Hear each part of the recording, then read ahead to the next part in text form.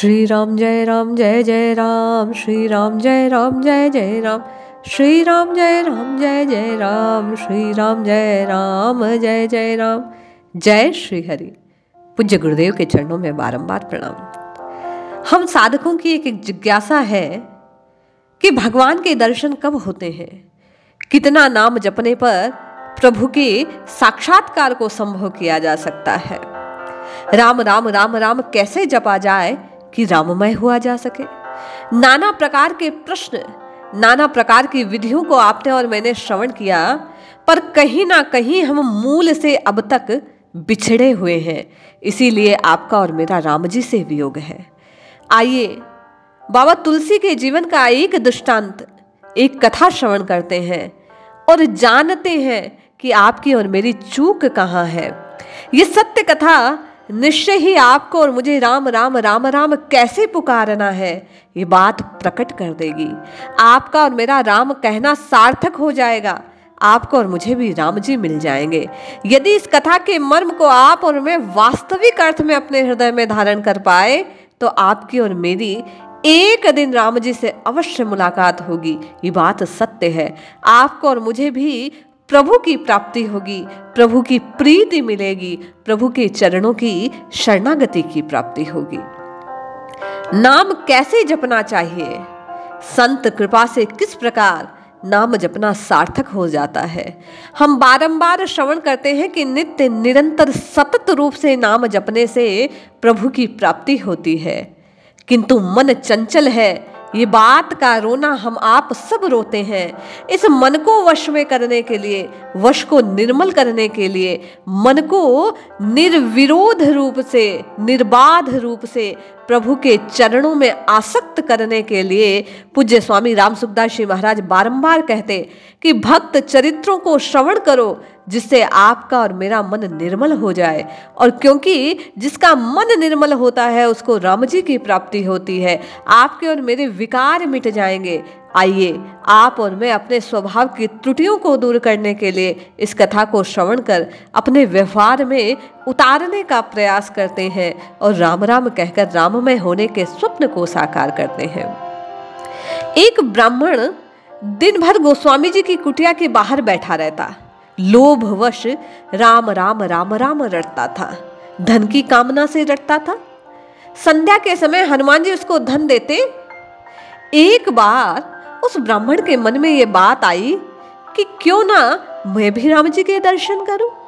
उसने प्रभु के दर्शन का हट बांध लिया। गोस्वामी जी से कहने लगा कि मुझे भी राम जी के दर्शन करने हैं। बाबा कहने लगे कि उसके लिए प्रेम और भाव चाहिए, संत की कृपा चाहिए, ऐसे भगवान नहीं मिलते।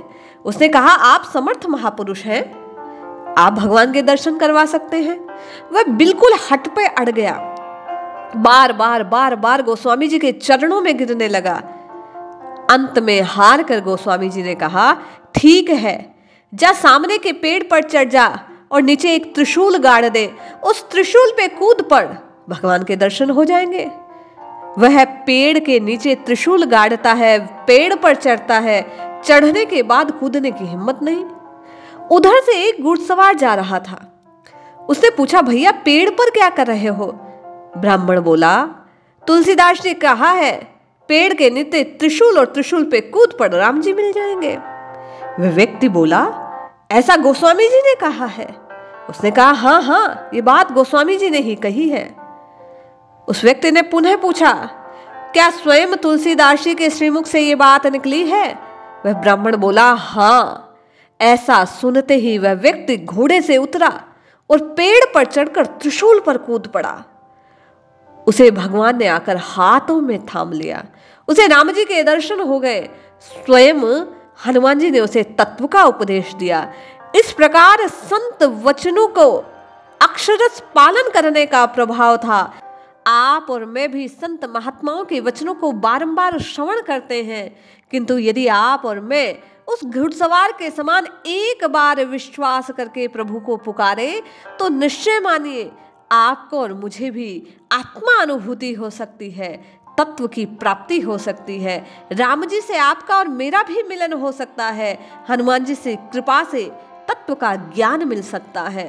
संत का भाव सच्चा है, प्रेम से, संत की कृपा से, संत वचनों से बारंबार ये बात प्रकट की जाती है कि राम राम राम राम रटने से कलयुग में राम जी मिल सकते हैं। जैसा घुड़सवार को विश्वास था कि गोस्वामी जी ने कहा है इसलिए प्रभु मिल जाएंगे और वह कूद पड़ा, उसी तरह आप और मैं गोस्वामी जी के इस कथन का विश्वास करें कि कलयुग केवल नाम आधारा, सुमिर सुमिर नर उतर ही पारा, तो निश्चय मानिए वो विश्वास ऐसा चमत्कार कर देगा, कमाल कर देगा, आपको और मुझे भी राम जी की प्राप्ति होगी। आपका और मेरा राम राम राम राम कहना सार्थक हो जाएगा।